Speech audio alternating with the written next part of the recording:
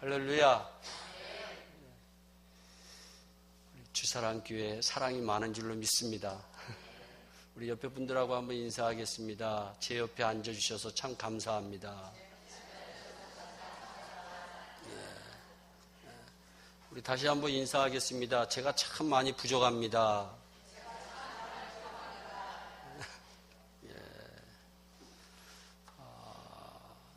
저는 그 부흥의 집회를 나갈 때 사실 전문적인 부흥의 강사는 아닙니다. 하나님께서 저에게 맡겨주신 양무리를 사랑하면서 목회하고 있는 부족한 목회자입니다. 근데 부흥의 목적이 좀 그 말씀을 듣고 난 뒤에 열매가 있었으면 좋겠다.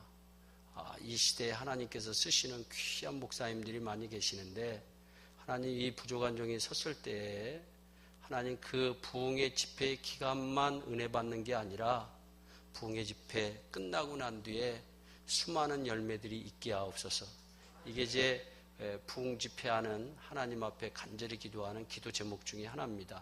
또 하나는 저는 좀 그 효하는 목회, 치유하는 목회에 굉장히 집중하고 있습니다.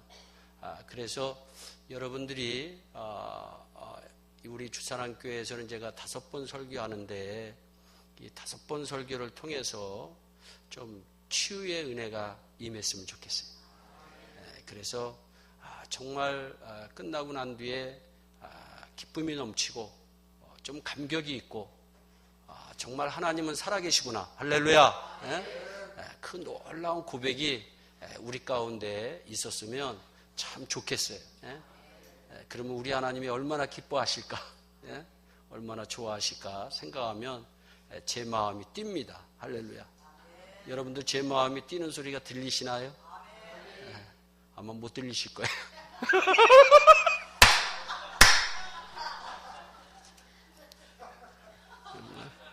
그러나 뭐 또 성령님께서 또 뭐 그렇게 뭐 들리게 해 주실 줄로 믿습니다. 아무튼 그 좀 빠지지 않고 시간 사실 생활 가운데 집회에 참석한다는 게 참 힘듭니다. 여러분들은 정말 대단한 사람들이에요. 그리고 복받은 축복의 주인공들입니다. 할렐루야. 그러니까 좀 힘든 기간이지만 잘 참석하면 저는요 하나님 앞에 엄청나게 복받았어요. 미국에 30년 전에 900불 가지고 가서 뭐 중상층 이상의 집에서도 살고 있고 여러분들이 부러워하는 차도 제가 타고 있고 정말 자녀적으로도 많이 복을 받았어요. 얼마나 그 은혜가 감사한지 몰라요. 제가 받은 복이 여러분들에게도 전달되기를 소원합니다. 할렐루야. 그래서 이 말씀에 집중하면 하나님이 도와주신다. 할렐루야. 근데 우리 주사랑교회는 이렇게 보니까 얼굴들이 참 은혜스러워. 우리 그냥 제가 이 주사랑교회 처음 이렇게 딱 도착해서 어느 분이 저 계단 위에서 저를 보고 생긋 웃는데 제 마음이 쫙 움직였어요. 저분이 누구실까? 그랬더니 알고 보니 사모님이시더라고요. 사모님이셨어요. 그 다음에 우리 그냥 또 식사 대접하는 장로님 또 그 권사님이 얼마나 인상이 좋으신지. 어떤 교회 가면요 인상이 찌들어 있어. 죄송합니다. 근데 우리 주사랑교회는 소망이 있습니다. 할렐루야. 그래서 이번 수목금 주님 만나는 기간, 하나님 만나는 기간, 치유되는 기간, 주님의 귀한 역사를 체험하는 기간이 되시기를 예수님의 이름으로 축복합니다. 우리가 히브리서 11장 하면 무슨 장이라고 얘기하죠? 고린도전서 13장은 이게 정말 주사랑교회니까 알지요. 저쪽 대전에 있는 교회는 잘 모르더라고요. 대전에 있는 교회는 잘 몰라. 저는 잘 웃습니다. 그래서 여러분들이 이해하세요. 저 그냥 강단에 있는 바보가 아니라 웃나 보다 이렇게 생각하세요. 근데 신기한 게 어떤 교회는 부흥의 설교는 기억 안 나고 그 웃음 잘 웃는 목사 한 번 더 초청하자고 그래가지고 제가 간 적이 있어요. 근데 제가 웃어서 복 받은 사람이에요. 할렐루야. 예? 웃어야지 복이 옵니다. 여러분 보세요. 내가 찡그리면요 복이 이렇게 흘러. 웃으면요 할렐루야 복이 들어와요. 할렐루야. 예? 그래서 우리 주사랑 교회는 큰 복이 있었으면 좋겠어요. 고린도전서 15장은 부활장입니다.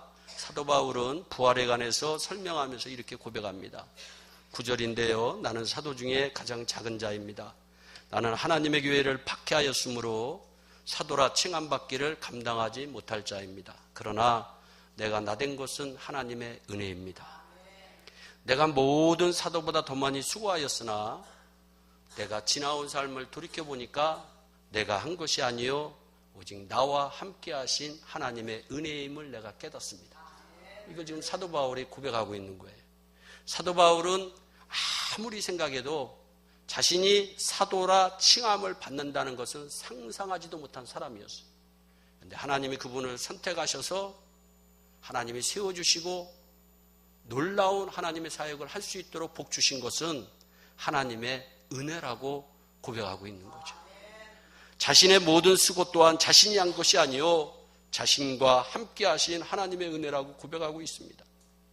사도 바울은 은혜를 체험한 사람이요 은혜로 살고 있는 사람이요 은혜의 힘으로 세상을 이기고 승리하며 산 사람이었음을 우리는 잘 알 수가 있어요. 사실 인간은 하나님의 은혜 없이는 한시도 살 수가 없습니다. 인간은 하나님의 은혜가 떠나면 무기력한 존재가 될 수밖에 없어요. 하나님이 인간에게 공기 주시고 햇빛 주시고 비 주시고 양식을 주셔야 우리는 살아갑니다. 저희 교회에 암과 투병 중인 집사님이 계세요. 제가 미국에 집회 나오기 전에 또 한 17일 동안 못 뵈니까 그 전날 가가지고 예배를 드렸어요. 그랬더니 이 집사님이 많이 목사님 회복되었습니다 하면서 무슨 간증을 하냐면 예전에는 물 한 모금 마시는 게 은혜인 줄 몰랐대요. 근데 그 키모라고 하는 계속 치료를 받으니까 이 물 한 모금 넘기는 게 은혜들인 거예요.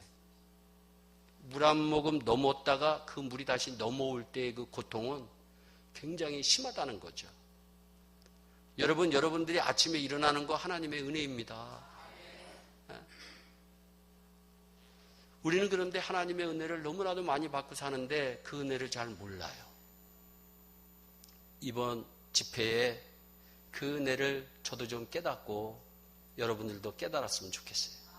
내가 얼마나 엄청나게 하나님의 은혜를 받고 살아가는지를 깨닫는다면 우리에게는 더 큰 기쁨과 축복의 신앙생활이 있을 줄로 믿습니다. 또한 인간이 타락한 이후에는 하나님이 인류의 죄를 용서해 주셔야 우리가 살 수 있고 하나님이 능력을 주셔야 우리가 죄악을 이기고 주님의 뜻대로 살 수가 있습니다. 죽은 후에도 영원한 천국에 갈 수가 있어요. 그러므로 우리는 날마다 하나님의 은혜를 받아야 합니다. 특별히 하나님께서 우리에게 은혜 주시기 위해서 이번 부흥송회를 베풀어 주셨습니다. 오늘부터 금요일 밤까지입니다. 이번 집회에 하나님의 은혜를 사모하며 참석하시기 바랍니다. 하나님께서 누군가 은혜가 필요하기 때문에 은혜의 잔치를 베풀어 주셨다고 저는 생각합니다. 그분이 저일 수도 있고 당신일 수도 있습니다. 하나님이 은혜 받을 기회를 주셨을 때 풍성한 은혜를 받아 축복의 주인공으로 사시기를 예수님의 이름으로 축복합니다. 하나님의 은혜는 받으면 받을수록 좋은 거예요. 은혜는 하나님께서 값없이 주시는 선물인데 은혜를 또 다른 말로 표현하면 기쁨이라고 표현할 수가 있습니다. 선물을 받았는데 내용을 보니까 그 안에 기쁨이 들어있는 거예요. 그래서 은혜를 받으면 기쁨이 충만해집니다.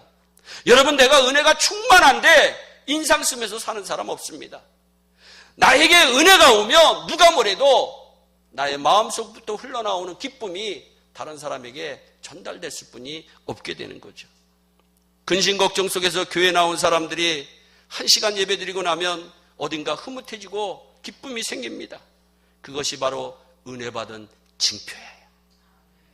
오늘 여러분에게 은혜 받은 징표가 많이 나타나시기를 예수님의 이름으로 축복합니다. 또 은혜라고 하는 말을 매력이라고 하는 말로 바꿀 수가 있더라고요. 누군가에게 매력을 느끼면 반해버립니다. 자신도 모르게 마음이 막 끌려갑니다. 정신없이 푹 빠져버립니다. 은혜 받기 전에는 예수님에 대해서 덤덤하다가도 일단 은혜 받고 난 후에는 예수님한테 매력을 느껴 반해버리는 인생이 얼마나 많이 있는지 몰라요. 목사님의 설교에 은혜를 받으면 그 다음 목사님의 설교가 기다려지잖아요. 목사님 얼굴만 보아도 은혜가 되잖아요. 제가 부교육자로 섬겼을 때 청년부를 맡아서 섬긴 적이 있어요. 한국에서 온 지 얼마 안 되는 여자아이였는데 제가 말씀을 전하는데 뛰쳐나가더라고요. 울면서. 그래서 예배가 다 끝난 다음에 찾아보니까 혼자서 좀 구석진 곳에서 울고 있더라고요. 그래서 왜 우니? 그랬더니 그 말씀이 자기에게 꽂혀가지고 예수님이 날 위해서 돌아가셨다는 게 너무나도 자기에게 느껴진다는 거죠. 그러면서 이 아이가 1, 2주 뒤에 무슨 얘기를 하냐면, 목사님 이제는 주일날이 기다려져요. 목사님 이제는 금요기도회가 기다려져요. 여러분, 은혜가 찾아오면 매력을 느끼기 때문에 매력이 느껴지면 가까이 안 할래야 안 할 수가 없는 거죠. 여러분, 주사랑교회에 주사랑교회 가면 매력이 너무나도 많이 있는데 오지 말라 그래도 몰려오는 역사가 일어나는 줄 믿으시기를 바랍니다. 하나님의 은혜는 받을수록 좋습니다. 하나님의 풍성하신 은혜가 이번 집회를 통해 여러분과 가정 그리고 생업에 충만히 채워지시기를 진심으로 축복합니다. 빌립보서 4장 19절입니다. 나의 하나님이 그리스도 예수 안에서 영광 가운데 그 풍성한 대로 너희 모든 쓸 것을 채우시리라. 욥기서 22장 18절에는 하나님이 좋은 곳으로 그 집에 채우셨다. 우리 살아계신 하나님께서 여러분들에게 좋은 곳으로 채우시는 줄 믿으시기를 바랍니다. 그럼 어떤 사람이 은혜를 받을까요? 사모하는 자에게 하나님이 은혜를 주시더라고요. 시편 73편은 성가대장이었던 아삽의 시야예요. 25절에 아삽이 이런 고백을 하더라고요. 하늘에서는 주외에 누가 내게 있으리요? 땅에서는 주밖에 나의 사모할 자 없나이다. 이 세상에서는 하나님밖에 사모할 분이 없다고 아삽은 고백하고 있어요. 그렇습니다. 이 땅에서는 하나님밖에 사모할 분이 우리에게 없는 줄 믿으시기를 바랍니다. 우리도 이 시간 아삭과 같이 한번 고백해 봅시다. 하나님, 이 땅에서는 주밖에 나의 사모할 자 없습니다. 그리고 순전하고 신령한 저 하나님의 말씀을 사모하면 하나님이 엄청난 복을 우리에게 주세요.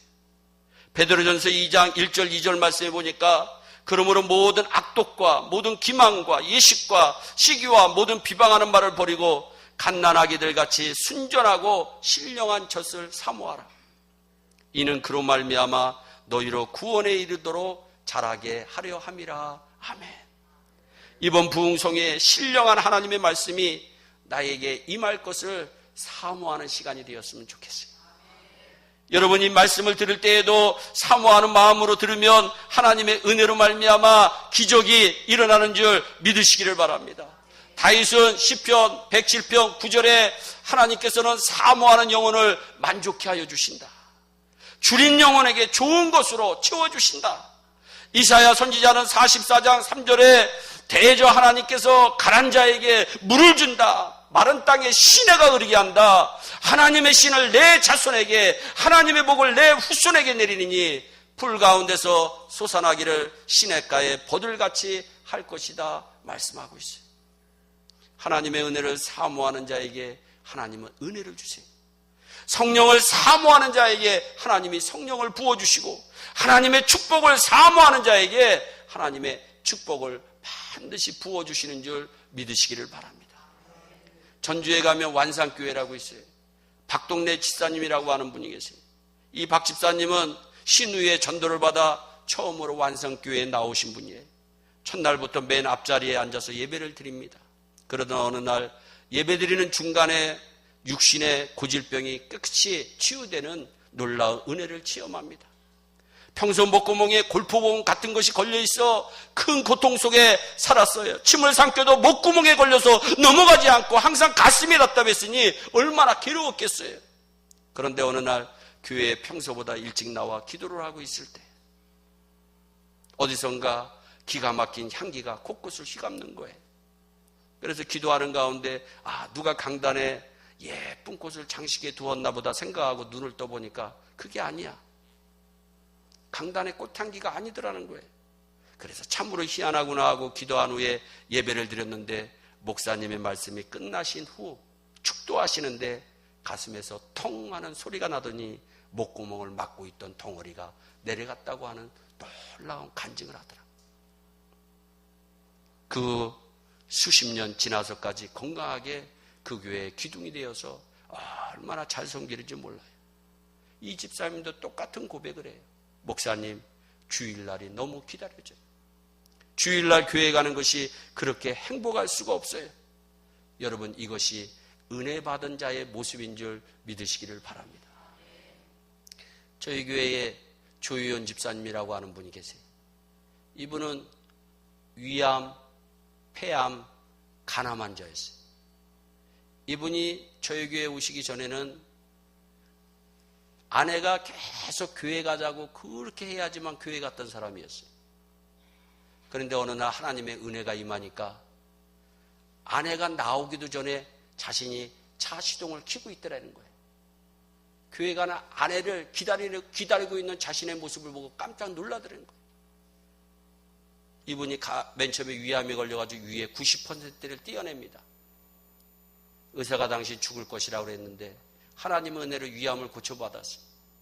근데 또 폐암이 걸립니다. 하나님의 은혜로 폐암이 고침받았어요. 근데 이번에 또 간암이 걸려요. 그런데 하나님께서 또 고쳐주실 줄 믿고 저는 기도하고 있어요. 여러분, 하나님의 은혜가 우리를 살리는 줄 믿으시기를 바랍니다. 여러분들이 오늘도 이번 부흥 집회를 통해서 뭔가 특별한 것을 얻으려고 하지 마시고 주님을 만나는 축복의 현장이 되시기를 예수님의 이름으로 축복합니다. 하나님의 은혜를 사모하면 놀라운 역사가 일어나요. 은혜를 받으면 가슴이 뜨거워집니다. 주님께 헌신하는 자가 됩니다. 주의 일을 하려면 먼저 은혜를 받아야 돼요. 전도하려고 해도 먼저 은혜를 받아야 돼요. 은혜 받고 일해야지만 불평과 원망 없이 기쁨으로 주님 오시는 그날까지 평생 감당할 수가 있습니다. 은혜 체험 없이 나의 의지로만 일하려고 하면 금방 지쳐버리더라고요. 금방 시들시들해지더라고요. 그러므로 우리는 은혜를 사모하며 은혜를 체험하는 주사랑교회 온 성도들이 되시기를 예수님의 이름으로 축복합니다. 그러면 은혜를 사모하는 자는 어떻게 해야 되느냐? 저는 이 부흥회를 좀 단계 이렇게 얘기하는데 여러분들이 좀 잘 귀담아 들으면 여러분들의 마음도 치유되고 영적으로 육신적으로 좋은 열매들이 있을 줄로 믿습니다. 먼저 모이기에 힘써야 돼요. 히브리서에 보니까 우리가 잘 아는 마지막 때가 가까워질수록 모이기에 힘써라 성경은 권면합니다. 로마서에서도 믿음은 들음에서 난다고 주님은 말씀하셨고 들음은 그리스도의 말씀으로 말미암는다고 분명히 말씀했어요. 말씀을 듣고자 하면 열심히 말씀을 들을 수 있는 곳에 나와야 해요. 시간 빠지지 않고 열심히 참석해서 은혜 받을 수 있기를 진심으로 부탁합니다. 여러분, 나무가 많이 쌓여야 큰 물이 나요. 할렐루야. 여러분, 물도 많이 모일 때 큰 바다를 이루어요. 부흥에도 열심히 많이 모일 때에 큰 역사가 일어나는 줄 믿으시기를 바랍니다. 그럼 부흥회가 무엇이냐? 부흥회는 힘있게 일어나는 곳이에요. 우리의 지쳐있던 영과 육이 쇠생하고 죽었던 영이 다시 살아나고 특별히 심령에 열심히 일어나는 거예요. 심령의 사랑의 불이 일어나고 심령의 기도의 불이 일어나고 심령의 소망의 불이 일어나고 심령의 믿음의 불이 일어나고 심령의 말씀의 불이 일어나고 심령의 은혜의 불이 일어나는 거예요. 이 불을 가지고 세상에 나가 복음의 일꾼 되는 겁니다. 사무엘상 7장에 보니까 사무엘 선지자 시대에 미스바 부흥회가 있었잖아요. 이스라엘 백성들이 미스바에 모여 있었을 때 일어났다고 성경은 이야기해요. 그러니까 부흥회의 첫째는 모여야 됩니다. 여러분, 이 모인다는 것이 얼마나 큰 축복인지 몰라요. 여러분, 지금 이 전 세계를 지배하고 있는 게 유태인들인데, 이 유태인들은 어린아이들까지 잘 모입니다. 우리 미국에는 유대인 회당들이 있는데 가보면요, 어린아이들까지 얼마나 잘 모이는지 몰라요. 근데 그들이 세계에서 예배를 많이 드리고 하니까 도태할 것 같은데 그 아이들이 커가면서 세계를 지배해요. 성경은 지금 무슨 얘기를 하고 있나요? 그들이 반쪽 예수, 구약의 하나님만 믿지만 하나님은 그 시대의 그 민족을 축복하셔서 여러분, 그 시대의 민족들로 통해서 전 세계를 지배할 수 있는 축복을 허락하시는 거예요.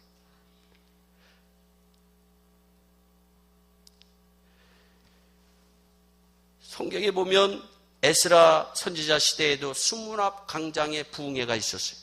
온 백성들이 모여 말씀을 듣고 아멘 아멘 하였을 때에 큰 역사가 일어납니다.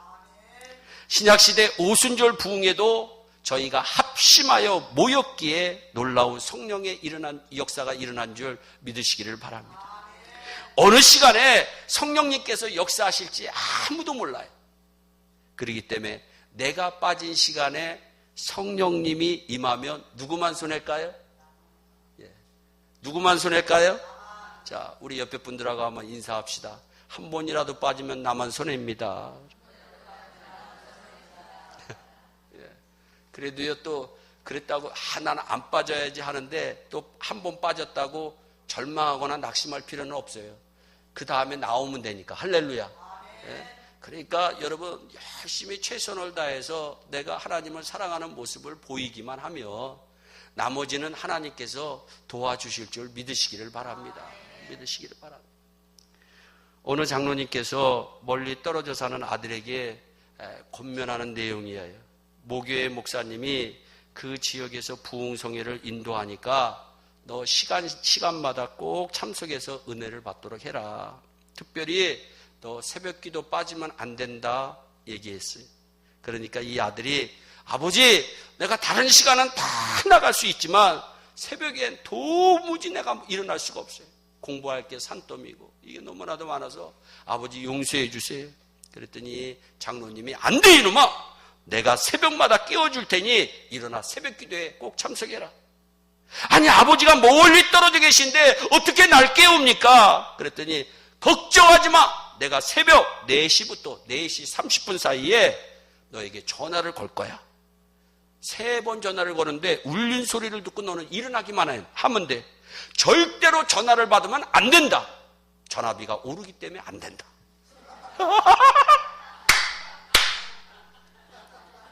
전화벨 소리만 듣고 새벽기도 나가라. 근데 이 아이가 그 아버지 말에 순종해. 그리고서 이 시대의 큰 일꾼이 되는 축복을 누립니다. 여러분, 이 하나님의 세계와 사람의 세계는 굉장히 틀려요. 여러분, 인간이 복을 받기 위해서는 하나님의 방법을 여러분 늘 적용하시기를 예수님의 이름으로 축복합니다. 내가 사람의 방법으로 살며 여러분 한계가 있어요. 근데 하나님의 방법으로 살며 무한대의 복을 우리 하나님이 주시는 줄 믿으시기를 바랍니다.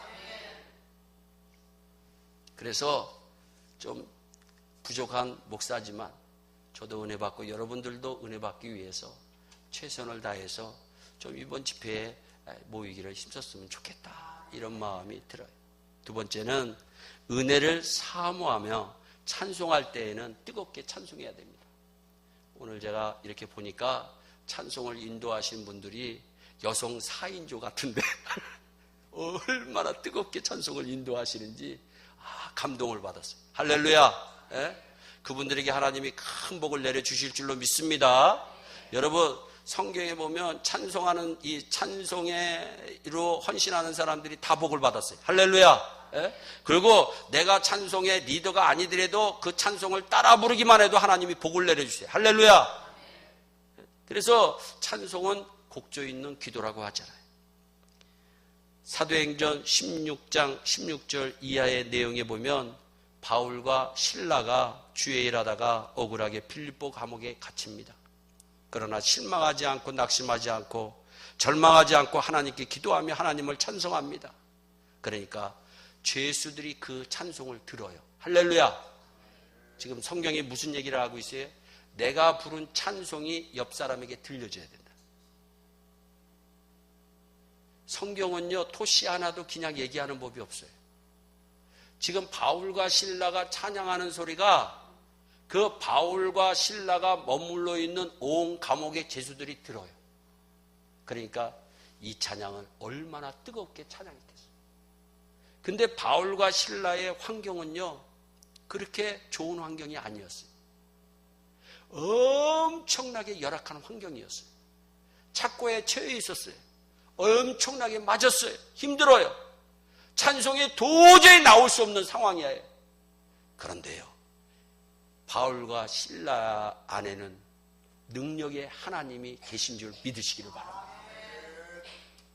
그랬더니 뜨겁게 찬양했더니 갑자기 큰 지진이 일어나고 옥토가 열리고 옥문이 열려지는 놀라운 축복의 역사를 체험합니다. 메인 것이 풀어지는 역사가 일어났다는 거예요. 간수장이 구원받습니다. 이번 집회에 뜨겁게 찬송할 때 성령님이 임하게 되고 막힌 것이 뚫리고 메인 것이 풀어지기를 예수님의 이름으로 축복합니다. 제가 그냥 와서 보니까 성도님들이 얼마나 뜨겁게 찬양하든지, 제가 이 전 교회는 죄송하지만 집회할 때 보니까 제가 너무 힘이 들었어요. 찬송할 때 다 쳐지니까요. 나도 쳐줘. 그렇지 않겠어요? 이양차. 그런데 뭐 제가 앉는데 그냥 옆에 장로님이 얼마나 힘있게 웃으면서 찬양하는지, 이 교회는 살았구나. 할렐루야. 여러분, 찬송이 있는 교회가 상교회입니다. 찬송이. 왜? 우리 하나님은 성경에 보면 시간 관계상 찾지 않겠지만 찬송을 받으시기 위해서 우리를 만드셨다 그랬어요. 하나님이 기뻐하시는 것은 우리가 찬송할 때. 그러니까 이번 집회에 누가 뭐래도 여러분 군인 정신으로 찬송하시기를 바랍니다. 여러분 해병대들 얼마나 찬양 신나게 해. 할렐루야. 그러니까 여러분들이 그냥 군인 정신을 가지고, 제가 천안에 이번에도 또 목사님 제발 1시간만이라도 와서 설교해달라고 그래가지고 제가 그 교회를 지금 5번째 방문합니다.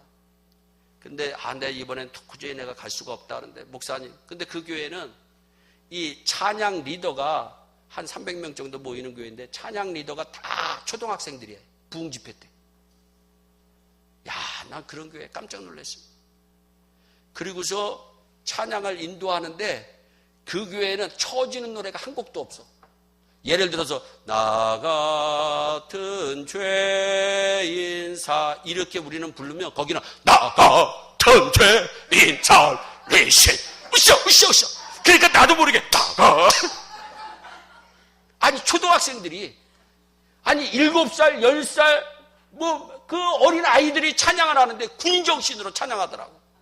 그러더니 얼마나 은혜가 그 교회에 충만한지 몰라요. 여러분, 우리가 찬송할 때는 뜨겁게 찬송하면 하나님께서 큰 복을 내려주신다. 또한 세 번째로는 하나님의 말씀을 들을 때에는 아멘으로 받아야 돼. 아멘. 데살로니가 교인들은 바울의 말을 하나님의 말씀으로 받았다고 했어요. 저는 한 번 왔다가 흘러가는 종입니다. 그러나 김만배 목사님은 수사랑 교회를 사랑하면서 눈물로 이 교회를 위해서 기도하고 정말 새벽마다 온 성도들을 위해서 기도하는 귀한 종이 이 강단에서 말씀을 전할 때 하나님의 말씀으로 받으시기를 예수님의 이름으로 축복합니다. 주님의 말씀 앞에서는 언제나 아멘으로 화답하면 엄청난 복이 우리에게 온다. 고린도후서 1장 20절에 아멘하여 하나님께 영광을 돌려라. 우리가 아멘하면 하나님이 영광을 받으신다는 거예요.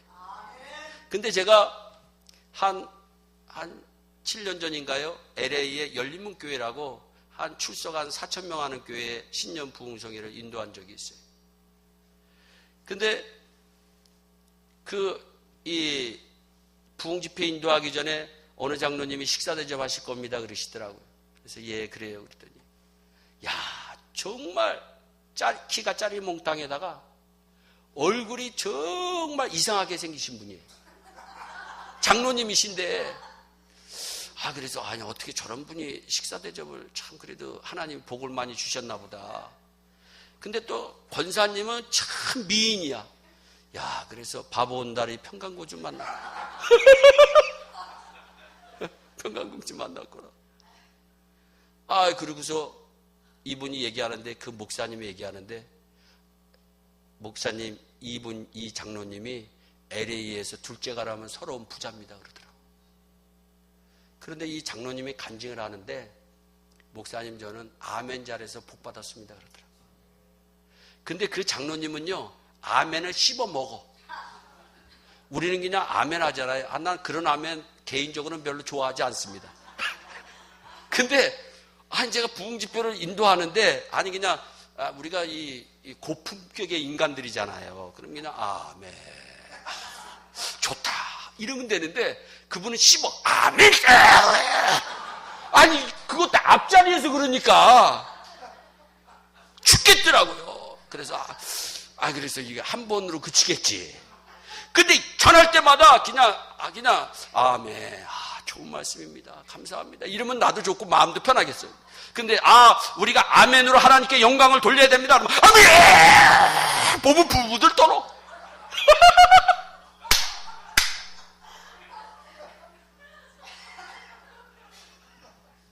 주여. 그 목사님이, 그 장로님은 아멘에서, 근데 그분이 또 군인 정신의 사나이야. 그 목사님도 해병대 출신, 그분도 해병대 출신. 근데 목사님은 계급을 안 밝히더라고. 계급을 안 밝혀. 덤벼들까봐. 근데 그냥 얼마나 목사님을 잘 섬기는지 몰라요. 군인 정신으로. 여러분, 아멘만 잘해도 참 왜 그러느냐? 제가 아멘을 왜 복을 받는다 생각했더니, 우리가 밥을 먹을 때 입을 닫고 먹나요? 열고 먹나요? 근데 아멘을 하려면 반드시 입을 닫아야 되나요? 열어야 되나요? 똑똑하시네. 저쪽 교회는 잘 모르더라고. 우리가 아멘 할 때 이렇게 하는 사람 없잖아. 그런 사람 없어. 여러분, 부흥회는 그냥 웃으면 됩니다. 여러분들이 한 일주일 지나면 제 설교 다 잊어먹어요. 그냥 거기 왔을 텐데, 이게 치유돼, 치유. 할렐루야. 이 시간에, 내가 그냥 부족한 종이지만, 강단에서 목사님 말씀하실 때 내가 좀 은혜를 사모하면서 하면, 치유의 역사가 일어나요. 치유. 네? 그러니까 이 아멘 할 때는 반드시 입을 벌려. 그리고 보세요.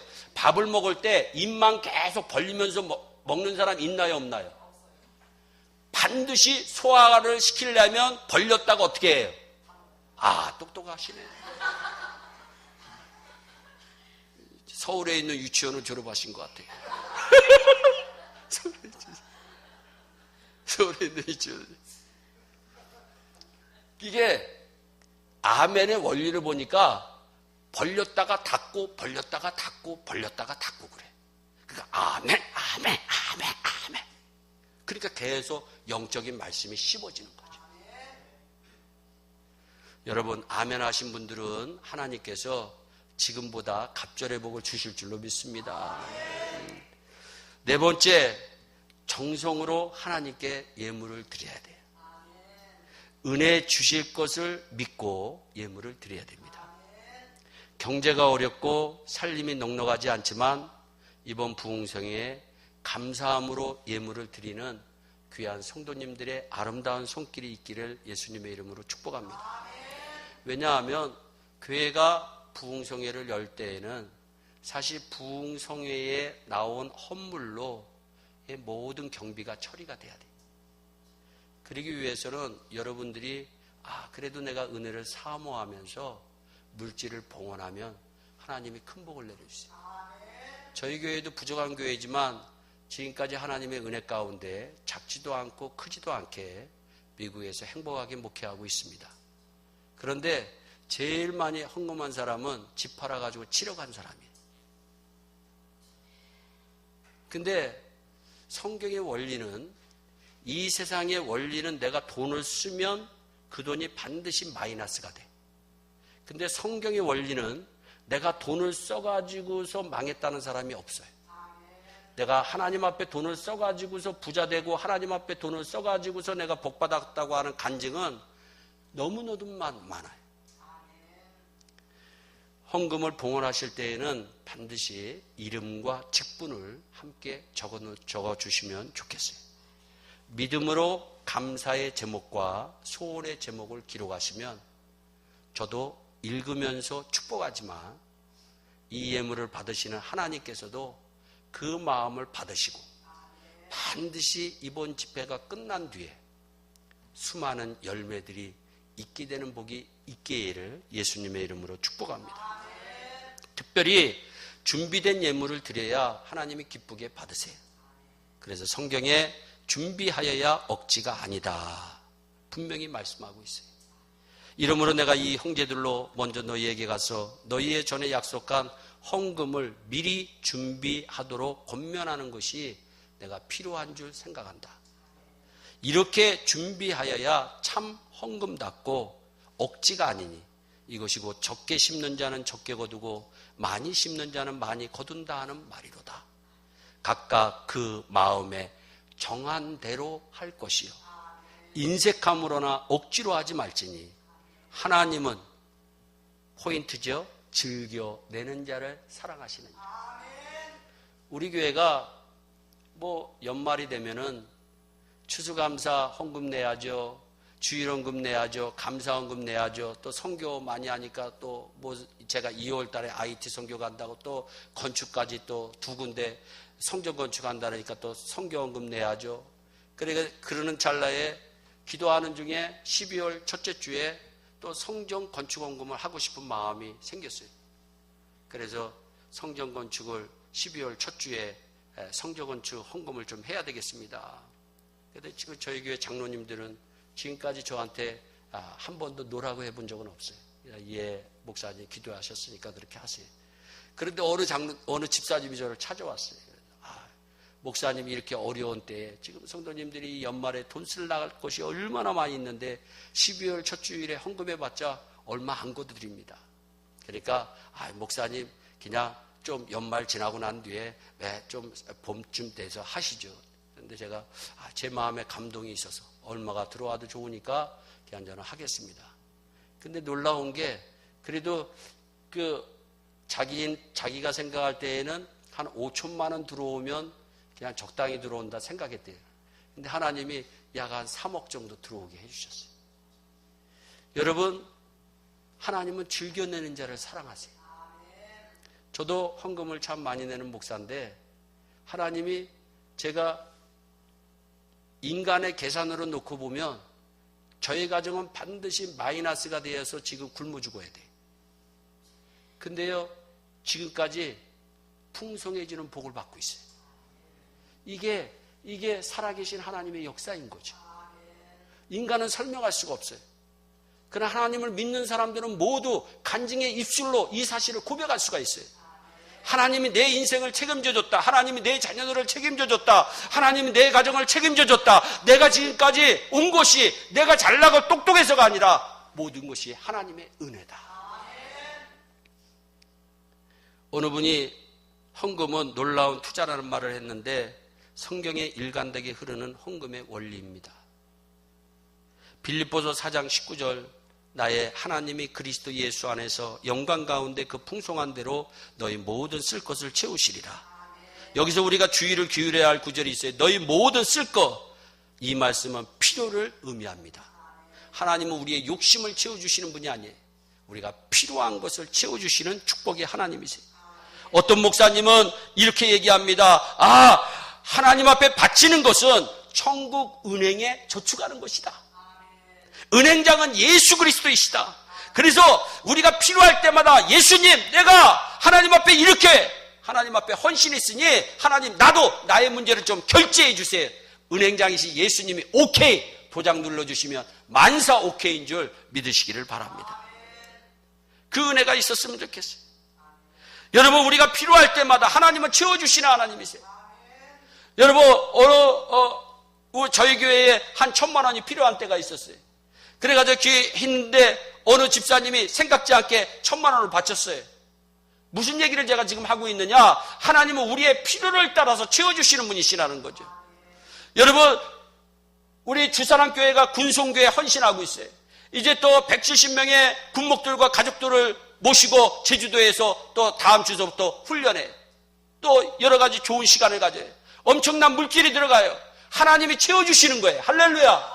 사람이 절대로 하는 것이 아닙니다. 하나님의 일은 사람을 통해서 하나님이 하시는 것이지 사람이 하는 것이 절대로 아니라는 거죠.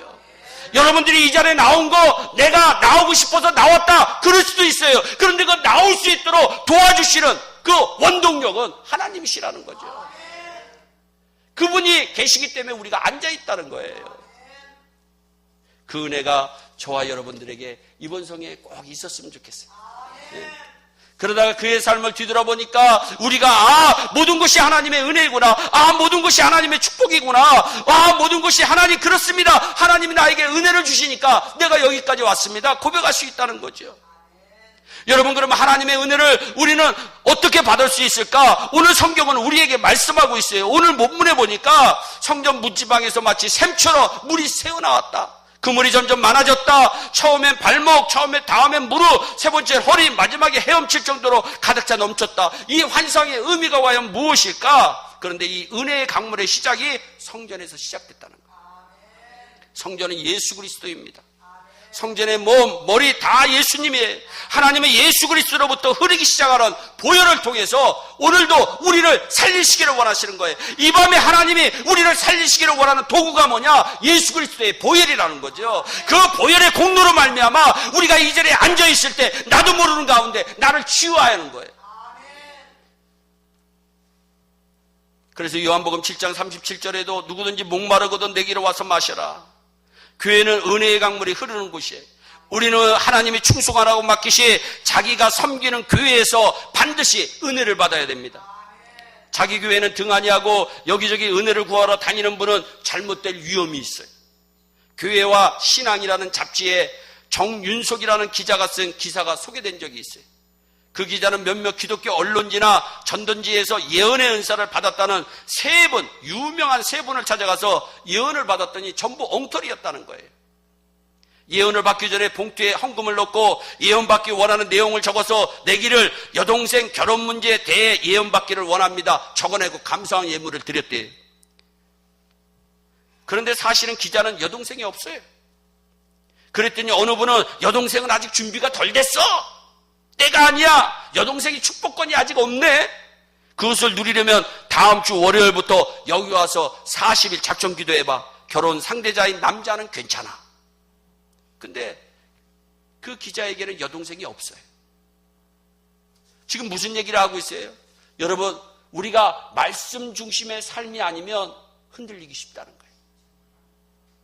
여러분, 이 주사랑교회가 말씀 중심의 여러분 놀라운 은혜를 체험하는 축복의 현장인 줄로 믿습니다. 그렇습니다. 은혜 받으려고 여기저기 너무 돌아다니는 거 위험성이 많아요. 우리가 건강하려면 여러분 자기 집에서 주는 음식을 먹어야 됩니다. 아무리 맛있는 음식점에서 아무리 고급스러운 음식을 먹어도 계속 음식점에서 밥을 먹으면 반드시 사람 몸은 탈이 나게 돼 있대. 그래서 우리 어른들이 그런 말 하잖아요. 집밥이 최고다. 저도요, 나와 보니까 집밥이 얼마나 그리운지 몰라요. 음식점 밥은 잘못 먹으면 탈이 나. 근데 집밥은 탈이 절대로 안 납니다. 쌀밥에다가 김치 한 조각 먹어도 탈이 안 나요. 영양에 문제도 없어. 여러분, 이 교회 이 강단에서 흘러나오는 말씀을 통해서 여러분 이 교회 온 성도들에게 치유의 귀한 은혜가 넘치시기를 예수님의 이름으로 축복합니다. 첫째 단계가 발목의 은혜예요. 3절에 나와요. 발목의 은혜를 받는 걸 의미해요. 시간 관계상 읽지 않겠어요. 발목의 은혜를 받으면 무엇이 달라지느냐? 발목에 힘이 생기면 예배를 드리는데 열심히 참석하게 된다는 거예요. 주일 예배, 수요 예배, 금요 기도회, 새벽 기도회 열심히 참석하게 돼요. 둘째는 무릎 단계. 4절에 나와요. 무릎 단계는 기도의 은혜를 뜻하잖아요.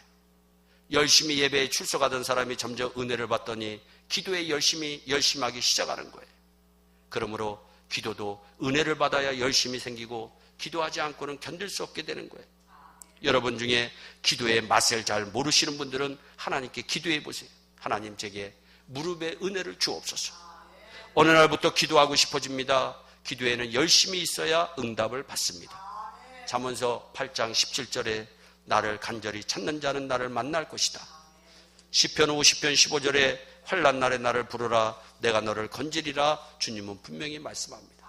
셋째 단계는 허리의 단계입니다. 허리는 은혜란 힘써 충성하는 은혜를 얘기해요. 허리는 힘을 쓰는 곳이잖아요. 아무리 힘이 센 운동선수도 허리 다치면 힘을 쓰지 못합니다. 열심히 기도만 하고 주님을 위해서 몸으로 충성하지 못하면 아직도 어린아이 단계라는 거죠. 그런데 충성의 은혜를 주셨음에도 오늘 바쁘다고 내일, 내년으로 미루면 허리의 힘, 충성의 힘, 열심도 점점 약해져서 나중에 막상 충성하려고 해도 의욕도 생기지 않고 열심도 꺼져갈 때가 많이 있어요. 그래서 반드시 하나님 나에게도 허리의 은혜를 주시옵소서 우리가 기도해야 돼요. 여러분, 어느 목사님이 하나님의 달력에는 오늘이라고 하는 말이 적혀 있고 마귀의 캐란다에는 내일이라는 말이 가득 차 있다는 거예요. 마귀는 우리에게 자꾸 내일하라고 얘기해요. 그러나 오늘 충성하는 저와 여러분들이 되시기를 예수님의 이름으로 축복합니다. 넷째 단계는 헤엄치는 단계예요. 헤엄치는 단계는 하나님의 사랑으로 충만한 깊은 은혜의 단계를 의미합니다. 허물과 죄가 가득 찬 우리의 온몸, 온머리가 하나님의 깊은 사랑 속에 잠기어 헤엄치는 체험이 필요해요. 하나님의 사랑의 깊은 강 속에 들어가 헤엄을 치려면 세상에 붙어있던 애착의 발이 땅에서 떨어지고 물 밖으로 나와 있던 머리도 덮이게 돼요. 이제는 세상 소리에 솔깃하던 귀, 남의 허물을 보던 눈, 남을 비평하고 비방하던 입술, 모든 것이 은혜의 물속에 잠기게 되니까 사랑만 나오는 거예요. 여러분, 정말 우리 주사랑교회가 교회의 이름처럼 주님 사랑하듯이 이웃도 사랑하는 그 축복의 귀한 교회가 되었으면 좋겠어요. 그러려면 헤엄치는 은혜를 받아야 돼요. 내 뜻대로 사는 은혜가 아니라 주님의 은혜로 사는 헤엄치는 은혜를 받아야 돼요. 그러면요, 사랑하지 말래도 사랑하게 됩니다. 여러분, 내가 미워하래도 미워할 수가 없어요. 왜? 우리 안에 이미 사랑의 하나님이 우리를 인도하시기 때문에.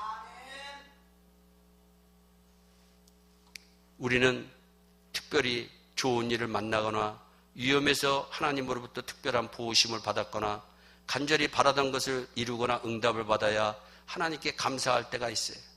그러나 저와 여러분들은 하나님이 우리에게 주신 그 공기, 햇빛, 비만으로도 감사해야 돼요. 기독교 방송 드라마에 맹인인 윤인수 목사의 간증 드라마가 방송된 적이 있습니다. 중병으로 앓아 누워있는 어머니를 간병하기 위해 어린 소년 시절에 그는 길거리에 나가 맹인이지만 신문을 팔고 구두 닦기를 시작해야 됐어요. 친구의 도움을 받긴 했지만 앞을 보지 못하는 소년으로서 여간 힘든 일이 아니었어요. 어느 날 그는 열심히 일을 해서 번 돈을 기뻐하며 가지고 집으로 돌아와 그 어머니에게 그 돈을 내놓았습니다. 돈을 받아든 어머니는 그의 등을 두들겨 줍니다. 그리고서 11조를 먼저 떼자 이야기합니다. 그러자 윤인수 그 어린아이가 바로 화를 냅니다. 어머니, 11조는 무슨 놈의 11조입니까? 하나님께서 우리한테 해준 게 뭐가 있다고 11조입니까? 나의 눈은 멀게 했고 엄마는 병들게 했고 가족들은 공산당에게 쫓겨 피난민 신세가 되게 했고 재산도 다 빼앗기게 한 그런 하나님께 무슨 놈의 11조를 내라고 어머니 나에게 얘기합니까? 그러나 그의 병든 어머니는 어린아들의 손을 꼭 쥔 다음에 이런 얘기를 합니다. 인수야, 고향 잃어버린 것도 한스럽고 집 잃어버린 것도 원통하고 건강 잃어버린 것도 서러운데 하나님까지 잃어버리고 믿음까지 잃어버리면 우리 가정에 뭐가 남겠니? 여러분, 우리 인생을 살면서 잃어버리는 게 많이 있잖아요. 그런데 하나님까지 잃어버린다면 우리의 믿음의 현주소가 지금 어디에 있을까요? 얼마나 귀한 신앙의 모습인지 몰라요.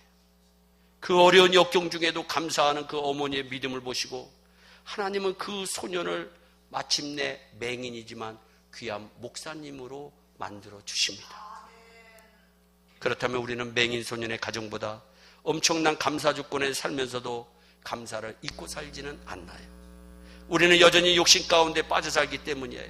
90% 받은 게 있는데 우리는 10% 부족하다고 얼마나 싸우나요? 얼마나 남을 힘들게 하나요? 이번 부흥성에 다 내려놓는 은혜가 임했으면 좋겠어요. 그 은혜가 저도 좀 은혜를 받고 여러분들도 그 은혜를 누렸으면 좋겠어요. 사랑하는 성도 여러분, 아직도 주일 성수를 잘 못하시는 분이 있다면 이번 집회에 발목의 은혜를 달라고 한번 기도해 보시고, 아직도 기도에 열심이 없으신 분들은 하나님 무릎의 은혜를 달라고, 아직도 충성에 열심이 없는 자들은 이번 집회에 허리의 은혜를 달라고, 더 나아가서 하나님의 크신 사랑의 강에 나를 모두 잠기어 헤엄침으로 범사에 감사하면서 사는 하나님의 자녀 되게 해달라고 한번 기도해 본다면 우리 하나님이 얼마나 기뻐하실까, 그 생각을 저는 이 첫날 밤에 해봅니다. 우리 말씀을 생각하면서 우리 찬양 제가 좀 올려줬으면 좋겠다고 하는 찬양이 되는지 모르겠어요.